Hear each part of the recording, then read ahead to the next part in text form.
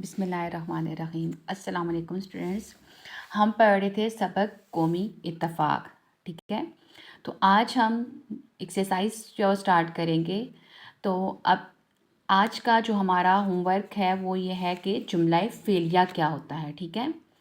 جملہ فعلیہ کے بارے میں ہم پڑھیں گے، ٹھیک ہے؟ اب جملہ فعلیہ جس جملے میں مسند علیہ اسم ہو مگر مسند میں کوئی فعل موجود ہو تو ایسا جملہ فعلیہ کہلاتا ہے، ٹھیک ہے؟ مسند علیہ آپ کو پتہ ہے کہ یعنی کہ جس شخصیت کے بارے میں بات ہو رہی ہے، یعنی کہ فاعل، ٹھیک ہے؟ اور مسند یعنی جو بات ہو رہی ہے، یعنی فعل، اس کا کام۔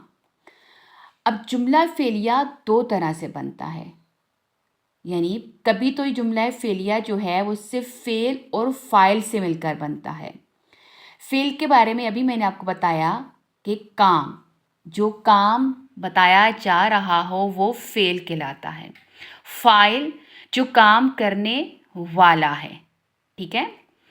اب ایک مثال ہم لیتے ہیں، جیسے فرحان رویا، حامد بیٹھا۔ اس مثال کو اگر آپ دیکھیں تو یہاں اس مثال میں فرحان اور حامد فاعل یعنی کام کرنے والے کو ظاہر کر رہے ہیں۔ رویا اور بیٹھا افعال جو ہے وہ فعل کی جمع ہے، یعنی یہاں پر ان کا یہ کام بتایا گیا ہے کہ فرحان اور حامد نے یہ کام کیا ہے۔ اب جیسا کہ ہم نے پڑھا ہے کہ جملہ فعلیہ جو ہے وہ دو طرح سے بنتا ہے، ٹھیک ہے؟ ایک تو ہو گیا فعل اور فاعل سے مل کر، اب دوسرا جو ہے وہ فعل، فاعل اور مفعول تینوں سے مل کر جو ہے وہ بنتا ہے۔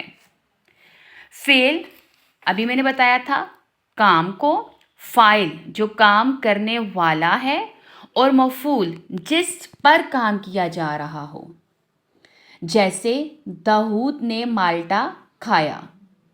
اب داؤد اس میں جو ہے وہ فاعل ہے، یہ کام کرنے والے کو ظاہر کر رہا ہے۔ نے علامت فاعل ہے، مالٹا کیونکہ کام کس پر ہوا؟ مالٹے پر ہوا، ٹھیک ہے نا؟ تو یہاں پر اب مالٹا کیا ہے کہ مالٹا یہاں پر مفعول ہے، ٹھیک ہے؟ اور کھایا جو کام کیا گیا ہے، تو کھایا یہاں پر کیا ہے؟ فعل ہے۔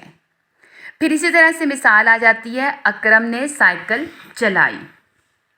تو اب یہاں پر دیکھیں اکرم جو ہے وہ فاعل ہے، نے علامت فاعل ہے، سائیکل مفعول ہے، اور چلائی کیا ہے؟ یہاں پر فعل ہے، ٹھیک ہے؟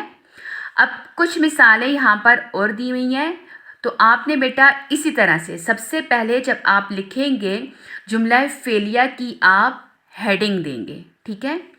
ہیڈنگ دینے کے بعد آپ نے سینٹر میں کر کے جملہ فعلیہ کی جو ہے وہ تعریف لکھنی ہے۔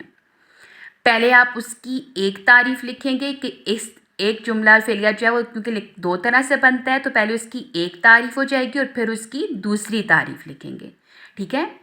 اس کے بعد اس کی مثالیں جب آپ دیں گے تو مثال کے لیے آپ اس طرح سے ایک ٹیبل بنائیں گے، اور پھر یہاں پر آپ نے مثالیں لکھنی ہیں، یہاں پر آپ نے فاعل، مفعول اور فعل۔ اب جیسے یہاں پہ مثال ہے فرحان نے دودھ پیا۔ فرحان فاعل، دودھ مفعول، پیا فعل۔ امی نے سالن بنایا۔ امی فاعل، سالن مفعول، بنایا فعل۔ مؤذن نے اذان دی۔ مؤذن فاعل، مفعول اذان، اور دی کیا ہے؟ فعل ہے۔ تو بیٹا یہ آپ کا آج کا ہوم ورک ہے، یہ آپ نے اپنی نیٹ نوٹ بک پر کرنا ہے۔